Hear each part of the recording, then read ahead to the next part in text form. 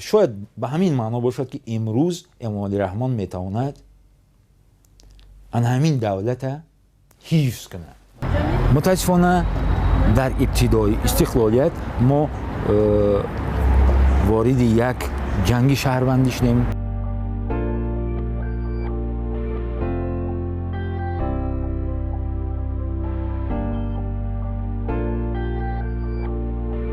از شماره اول علاقه جایگاه خودش یافت.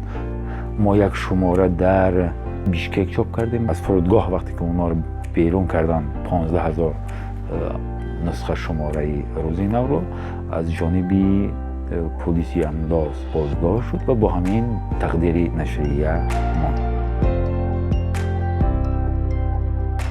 در این حالت دیگر من چیکار کردم؟ تنها یگانه این بود که من باید موقع سیاسی خودم مقرر میکردم و به حزب دموکراتی تاجیکستان پیوستم که برابری پیوستن من به این حزب آن به مشکل‌های زیاد روبرو شد.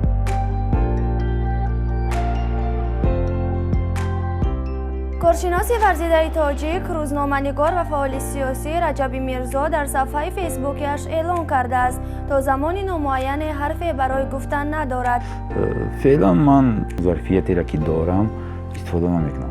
برای مثلا خوابی که من خودم گاه در همین کسب بکنم، همان یک گروهی هم داریم در فیسبوک با نام اخبار برای افکار که شکری خدا در مدتی خیلی کوتاه حالا زیاده از 41,000 نفر کاربر فرا گرفته است. و گاه در اونجا یا اندیشه ها یا در شکل مطلب یا در شکل تحلیل برای علاقمندان پیشنهاد میکنیم. خلاص